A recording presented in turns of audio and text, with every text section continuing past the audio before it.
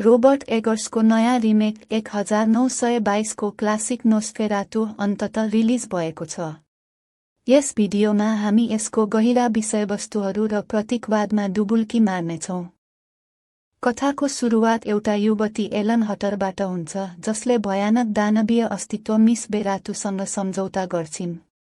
त्यो क्षण यति डरलाग्दो थियो कि उनले सोच्न सकिनन् कि के भइरहेको छ। सम्झौता सकिएपछि भयानक पिशाचले उनको शरीरमाथि कब्जा जमाउँछ र उनी अर्धचेत अवस्थामा पुग्छिन्। अचानक उनी निद्राबाट बिउजिन्छिन्। त्यो सब सपना मात्र थियो। उनको श्रीमान थोमस छेउमै थिए। उनी तुरुन्तै उनलाई सम्हाल्न पुग्छन्। उनले श्रीमतीलाई आश्वासन दिन्छन् कि केही पनि गलत छैन र डराउनु पर्ने कुनै कारण छैन। थोमसलाई समय सकिँदैछ भन्ने महसुस हुन्छ, त्यसैले उनी श्रीमतीलाई मायाले अँगालो हाल्छन् र कामको लागि बाहिर निस्किन्छन्। तर एलन त्यो सपना भुल्न सक्दिनन्। उनको मन अस्थिर रहन्छ। समय सन् 1838 को अलामाइन हो। थोमस हतार गर्दै मिस्टर नोक म्यापलर भेट्न जान्छन्। त्यहाँ पुगेर ढिलो आएकोमा क्षमा माग्छन्। मिस्टर नोक उनलाई विवाहको बधाई दिन्छन् र खास व्यापारको कुरा उठाउँछन्। उनले थोमसलाई एक रहस्यमयी बुढा गन्ने बालकका लागि एक पुरानो दरबार बेच्न प्रस्ताव गर्छन्। थोमस, जसको सपना आर्थिक सुरक्षाको थियो, तुरुन्तै प्रस्ताव स्वीकार गर्छन्। त्यो रात जब थोमस घर फर्कन्छन्, उनले एलनलाई आफ्नो यात्राको बारेमा बताउँछन्। तर एलन भित्रभित्रै डराउँछिन्। उनले श्रीमानलाई रोकिन अनुरोध गर्छिन्। एलनले भन्छिन्, मेरो विवाह अगाडि देखेको एक भयानक सपना थियो। मैले मृत्यु आफैसँग विवाह गरे जस्तै महसुस गरे। तर थोमस उनलाई सम्झाउन खोज्छन्, यो त केवल सपना मात्र थियो, तिमी डराउनु पर्ने केही छैन। अर्को दिन बिहान थोमसले एलनलाई आफ्नो साथी फ्रेडरिक हार्डिनको घरमा लगेर छोड्छन्। उनले श्रीमतीलाई बाचा गर्छन् कि चाँडै फर्कनेछु। तर त्यो रात फेरि एलनको सपना उस्तै डरलाग्दो हुन्छ। थोमस लामो यात्रा गरेर ट्रान्सल्भेनियामा पुग्छन्। त्यहाँका स्थानीयहरू उनलाई अचम्मको हाँसोले स्वागत गर्छन्। उनीहरूका अजीब व्यवहार देखेर थोमस अचम्मित हुन्छन्।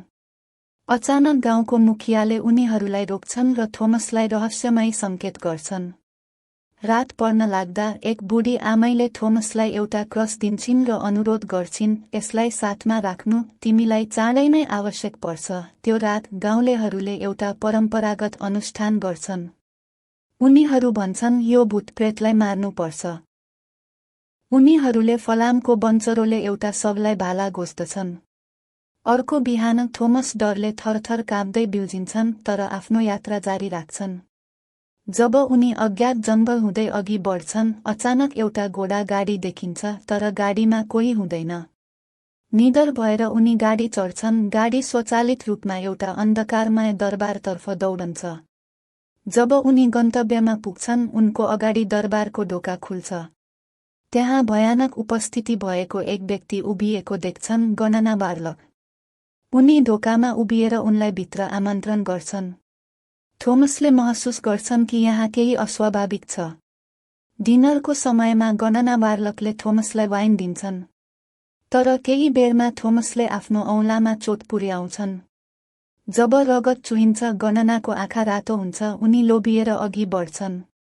थोमसलाई अब सबै कुरा बुझ्न थाल्छ। उनले मृत्युको घरमा पाइला राखिसकेका छन्। त्यति बेला एलनको स्वास्थ्य बिग्रिन थाल्छ।